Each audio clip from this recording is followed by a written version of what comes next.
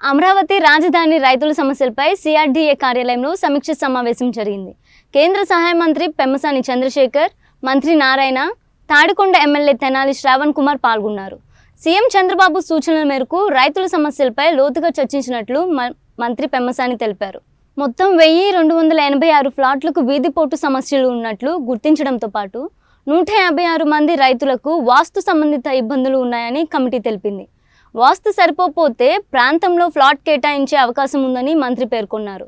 అలాగే రైతులకు హెల్త్ కార్డులు, పింఛన్ల వంటి సమస్యలు 1 నెలలో పరిష్కరించే దిశగా చర్యలు తీసుకుంటామని తెలిపారు. లంక భూములు, అన్సైన్డ్ భూముల సమస్యల పరిష్కారానికి ప్రత్యేక దృష్టి సారించినట్టు చెప్పారు. అన్సైన్డ్ భూములను మిగిలిన భూముల నుంచి వేరు చేసి రాబోయే కేబినెట్ సమావేశంలో చర్చించినట్లు పెమ్మసాని వెల్లడించారు. ప్రతి 2 వారాలకు రైతుల సమస్యలను వినేందుకు తిబస్య కమిటీ సిద్ధంగా ఉందని మంత్రి నారాయణ తెలిపారు.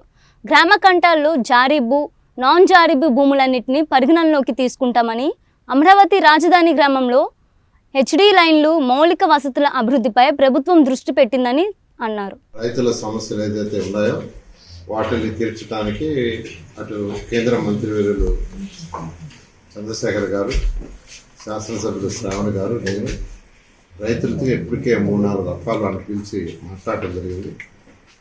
వీక్లీ ఆర్ బై వీక్లీ యాక్చువల్గా డిస్కస్ చేస్తాం. వాళ్ళు ఏదైతే సమస్యలు ఉన్నాయో ఆ సమస్యలు చెప్పడం, దానికి యాక్చువల్గా అధికారులు కూడా ఆదేశించి వాళ్ళకి టైం బౌండ్ కూడా పెట్టడం జరిగింది. ఈ టైం లోపల అది స్టడీ చేసి రిపోర్ట్లు సబ్మిట్ చేయమని.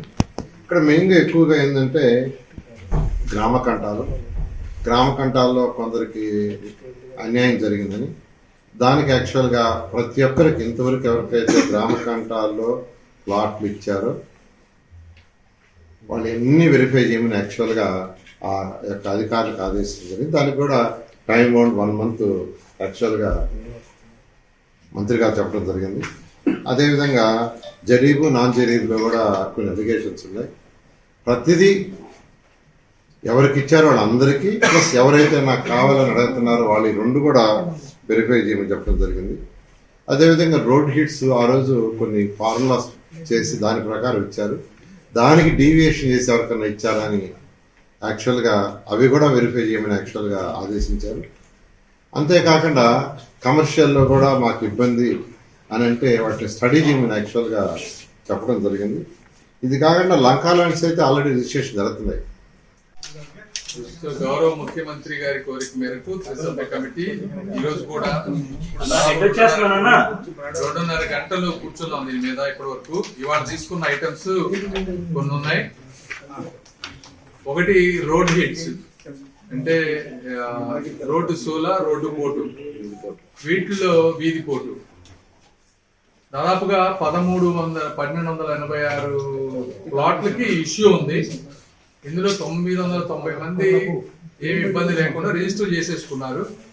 156 మంది మాత్రం కంప్లైంట్ చేశారు దీంట్లో ఇష్యూ ఉంది అని. ఇందులో జనరల్ గా ప్లానింగ్ చేసినప్పుడు వాస్తు వాటికి కొన్ని బ్యాడ్ ఫేసింగ్ వాటిని మనం వాటికి ఎలా చేయకూడదు. అందులో north west, east south east, south west, west south west bad facing.